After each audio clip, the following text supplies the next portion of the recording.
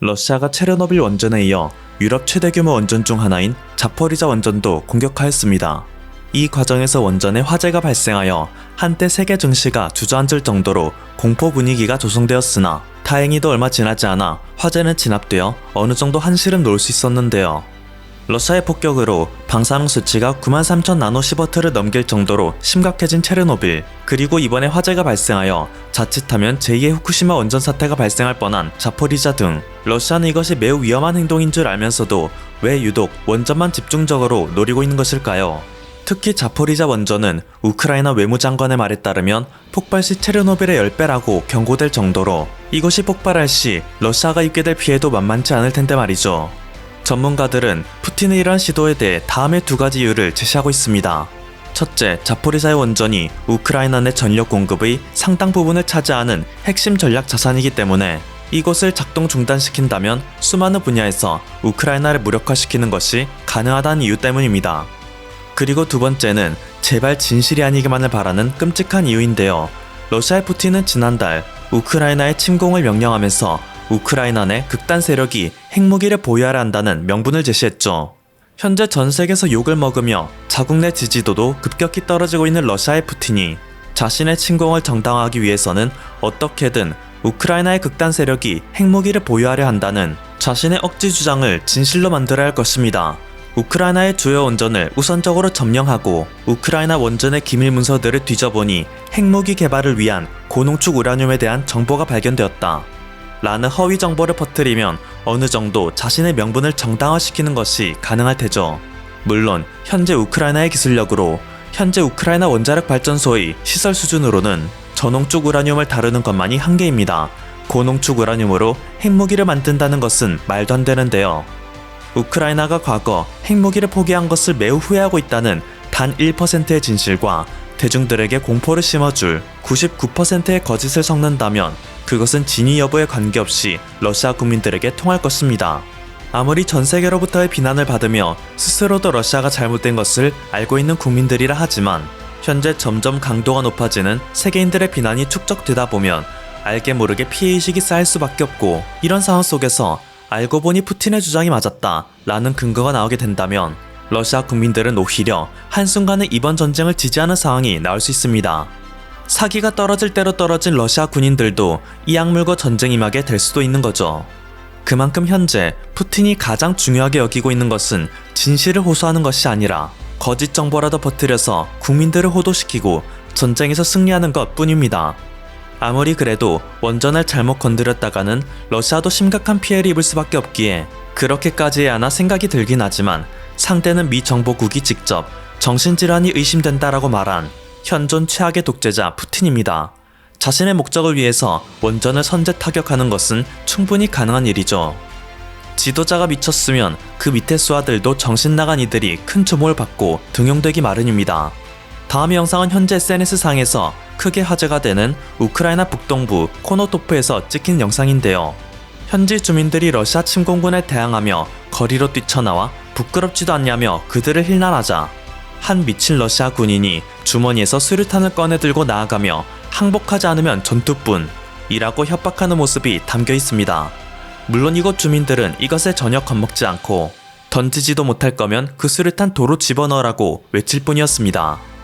러시아가 점령에 성공한 우크라이나 남부의 헤르손에서는 한 러시아 병사가 테크노하우스 현관문과의 전투에서 패배하는 우스꽝스러운 모습을 보이기도 하여 눈길을 끌었습니다. 이것은 세계 최대의 온라인 참여형 백과사전 위키피디아에 테크노하우스 전투 2020이라고 박제됐을 정도로 전 세계인의 조롱을 받고 있는데요. 영상 속의 러시아 병사는 현재 러시아가 극심한 수급난을 겪고 있는 연료도 탄약도 식량도 아닌 겨우 전자제품을 훔치기 위해서 이 테크노하우스에 찾아왔습니다. 심지어 이곳에 침입하기 위해서 현관문을 총으로 쏴대기까지 했지만 우크라이나는 현관문조차 러시아에게 지지 않는다는 의지를 보이기 위해서인지 테크노하우스의 현관문은 끝내 이 병사에게 문을 열어주지 않았습니다. 러시아 병사는 몇 차례 시도 끝에 결국 아무런 수확도 없이 후퇴를 결정할 수밖에 없었죠. 물론 그렇다고 해서 러시아군 전체를 얕잡아 봐도 된다는 의미는 아닙니다. 아무리 러시아군이 제대로 준비를 하지 않았고 병사들의 사기도 바닥을 친다고는 하지만 세계 2회 군사 강국이라는 간판에 걸맞게 야금야금 우크라이나의 땅을 먹어가고 있는 것이 현실입니다. 앞서 언급된 우크라이나 남부의 항구 도시이자 전략적 요충지인 헤르손을 점령한 것뿐만 아니라 또 다른 항구 도시인 마리우폴에도 15시간에 걸친 포격을 쏟아부음으로써 거의 함락 직전까지 몰고 있습니다. 마리우폴은 러시아군에 의해 완전히 포위된 상태이고 수도와 전력 공급도 끊겼으며 인근 도시로 대피도 못 가도록 철도 등의 주요 시설들도 파괴된 상태입니다. 때문에 현지 주민들은 완연한 절망 속에 아무것도 하지 못해 불안에 떨고 있는데요. 바딘 보이첸고 마리우폴 시장은 침략자들이 마리우폴을 제2의 레닌그라드로 만들어야 한다 주장합니다.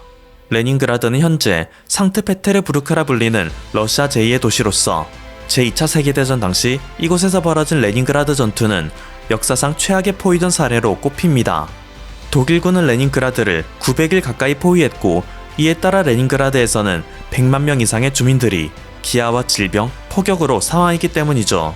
현재 러시아가 민간인의 대피로도 열어주지 않고 오직 항복 선언과 러시아에 대한 협조만을 요구하며 마리우폴 지역을 포위하고 있기 때문에 이것이 제2의 레닌그라드가 될 수도 있다는 우려의 시선이 나오는 것입니다. 이런 상황 속에서 우크라이나를 돕고자 하는 세계인은 도움의 손길을 멈추지 않고 있는데요. 우리는 젊고 강한 남자들이다. 도와줄 수 있는데 안 될 게 뭐가 있겠는가? 우크라이나 정부에 따르면 현재까지 우크라이나에게 의용군 참전 의사를 밝힌 신청자가 16개국 1000명 이상이 이른다고 합니다. 18세 이상의 군복무 경험이 있는 성인이 자격을 가지기에 우리나라에서도 수십 명에 이르는 청년들이 주한 우크라이나 대사관에 참전 의사를 밝혔다고 하죠. 국적을 가리지 않고 수많은 청년들이 생전 일면식도 없는 머나먼 타국에 가서 오직 부당한 무력에 저항하고 우크라이나 사람들이 자유를 찾아주겠다 외치는 감동적인 현 상황인데 아쉽게도 강대국 중에서 거의 유일하게 이러한 훈훈한 물결에 동참하지 못하는 국가가 있습니다. 바로 일본인데요. 아시다시피 일본은 군대가 없는 국가로서 군복무 경험 있는 청년이 거의 없고 그나마 자위대를 운용하고 있긴 하지만 이들 역시 대다수는 실전 경험도 없고 제대로 된 훈련도 받지 못해 얼마 전 주일 우크라이나 대사관에서는 공식적으로 일본인들의 의용군 지원을 거절한 바가 있습니다. 덕분에 일본의 기시다 총리는 일본은 난민을 받아들여서라도 우크라이나를 돕겠다며 매우 이례적인 파격 선언을 하기도 했는데요. 일본은 그 특유의 폐쇄성으로 인해 세계에서 가장 난민을 받지 않는 국가로 유명하기에 기시다의 발언은 상당히 주목할 만합니다. 일본이 1981년 유엔 난민 조약에 가입하고 이듬해는 난민 의정서에 가입하긴 했지만 2016년에는 만 명의 난민 중 단 0.26%, 2017년에는 2만 명의 난민 중 단 0.18%만 받아줬을 정도로 사실상 난민을 금지하고 있는 국가나 마찬가지이기 때문이죠. 이렇게 높아진 일본 난민 신청의 악명으로 인해 꾸준히 올라가던 난민 신청자 수는 2018년 갑자기 반토막이 난 1만 명으로 떨어졌고 이 중에서도 단 0.4%의 신청자만 난민으로 받아줬을 정도로 일본은 매우 까다로운 조건을 제시합니다. 이러한 일본이 먼저 우크라이나 난민을 받아들이겠다고 선언한 것이기에 상당히 이례적이라고 볼 수 있는 거죠. 그런데 일본의 이러한 발표에도 네티즌들의 반응은 부정적입니다. 작년 아프가니스탄 사태로 인해 난민들이 대거 발생하자 한국의 경우 특별 기여자들을 난민으로 적극 받아들여 현재까지도 이들의 따뜻한 소식이 전해지는 데 반해 일본은 단 한 명의 아프가니스탄 난민도 받아들이지 않은 전적이 있기 때문입니다. 아프간 난민들은 이 악물고 한 명도 안 받아들이더니 우크라이나는 받아들이네. 저들이 그토록 산망하는 우월한 인종 백인인이 받아준다는 것이 뻔하다. 심지어 지금 시기 어느 곳이든 안전한 곳으로 가고 싶을 우크라이나 당사자들조차 어느 국가를 향하고 있는가를 물어보면 일본으로 향한다는 이들이 극소수에 불과한데요. 아무리 일본이 서양인을 우대해준다고는 하지만 그 속에 숨어있는 뿌리 깊은 외국인 차별 풍조는 백인인 우크라이나 사람들이 보기에도 역겹기 그지없고 그들을 위협할 것이기 때문입니다. 과거 시리아 내전으로 인한 난민이 발생했을 때 일본의 한 만화가는 부모를 잃고 난민이 된 소녀가 석서를 짓고 있는 표정으로 다른 사람들의 돈으로 잘 살고 싶다. 그래, 난민이 되자. 라고 말하는 그림을 그려 해외 네티즌들에게 비난을 받자 조용히 삭제하는 추한 모습을 보였습니다. 최근 일본에서는 인종차별 범죄가 많이 발생하였는데 그중 크게 논란이 된 것 중 하나는 오사카에서 가장 사람이 많이 붐비는 관광명소인 도톤부리에서 일어난 외국인 사망 사건입니다. 두 외국인 남성이 술에 취해 싸움을 벌이다 한 명이 강에 빠지고 결국 숨지고 말았는데 이때 주변에 있던 일본인들은 그저 외국인들이 꼴사납게 사람들 눈앞에서 싸우고 있다. 민폐가 따로 없다. 이래서 민도 낮은 외국인들은 일본으로 입국시켜주면 안 되는 것이다라며 영상을 찍어 올릴 뿐이었습니다. 개중 단 한 명도 물에 빠진 외국인을 구하려는 일본인은 없었기에 결국 그는 죽고만 것입니다. 이외에도 올해 1월에는 한 베트남 기능 실습생이 2년 동안 다수의 일본인 직원으로부터 반복적인 폭행을 당하였다는 사실에 폭로하여 일본의 외국인 인권 실태가 불타오른 적이 있고, 일본의 유학원 한 스리랑카 여학생이 일시적인 체류 자격 문제로 일본 입국관리소에 구금되었는데, 그녀의 건강이 갑자기 나빠져 치료가 필요했음에도 일본에서는 아무런 조치도 취하지 않아 현장에서 숨지는 끔찍한 일이 발생하기도 했습니다. 심지어 여학생의 유가족이 사망에 대한 경위를 알고자 일본에 정보 공개 청구를 하자 일본은 대부분의 페이지를 기밀이라며 온통 검게 칠한 1만 5천 장의 종이만 보내줬을 뿐이었기에 전 세계인이 일본의 음침함에 경악했죠. 기밀이라면 차라리 아무런 자료도 안 주는 게 나을 것이지, 무려 1만 5천 장이나 되는 검은 종이만 넘겨준 것은 사실상 유가족을 능멸한 행위나 다름없다는 비난을 듣습니다. 그나마 현장에 있던 일부 직원들이 양심 선언을 통해 여학생이 수차례 구조 신호를 보냈지만 시설 관리자들은 석방을 위한 꾀병이라며 무시했고, 여학생이 침대에서 의식을 잃어 바닥에 쓰러졌음에도 3시간 가까이 방치했다는 폭로를 함으로써 일본은 한동안 곤혹을 치르는 듯 싶었으나 외국인에 관심 없는 일본의 특성상 해당 사건은 묻히게 됩니다. 물론 혹자나 앞선 사례의 인종차별이 동남아시아 후진국에 대한 것이기 때문에 타라 입국까지 주장했던 일본은 서양인에게는 급이 다른 대우를 보일 수 있다 주장하긴 합니다. 하지만 무려 100인임에도 일본어로의 기화에 성공해낸 아르도 데비토는 인터넷 사이트까지 만들 정도로 일본의 범인종적 외국인 차별을 고발하는데요.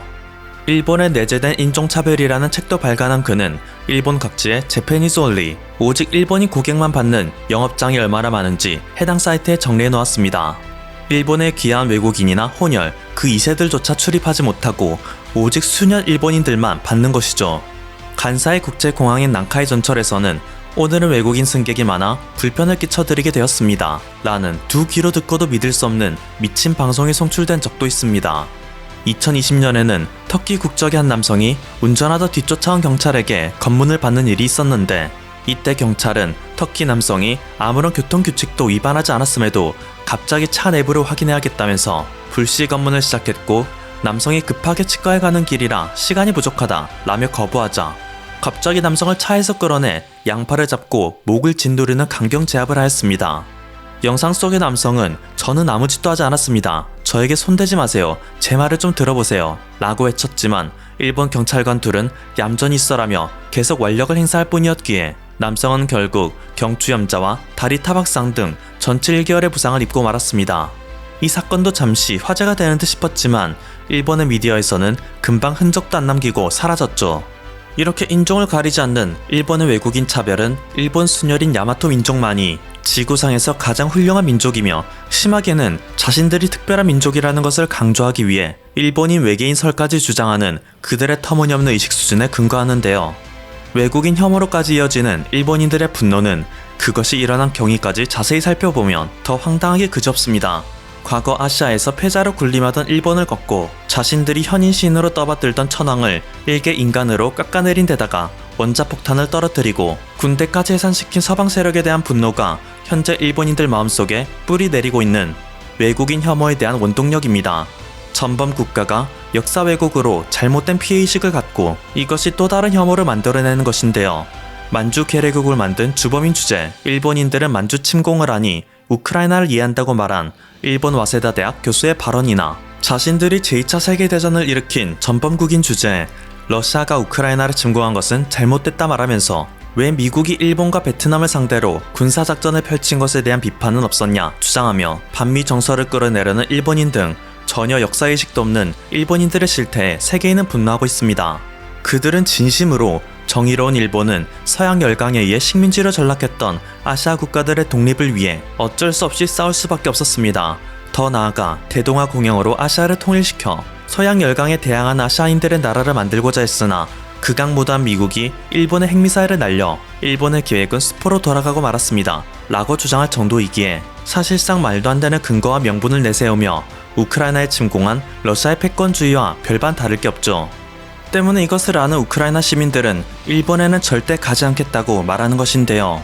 한편으로는 러시아와의 동맹으로 우크라이나에서 매일 목숨의 위협을 받고 있는 중국인들이 자신의 목숨을 부지하기 위해 저는 일본인입니다라며 말하고 있기 때문에 현재 우크라이나에서는 중국인들의 이미지까지 덮어씌워져 일본인들에 대한 인식은 떡락하고 있습니다.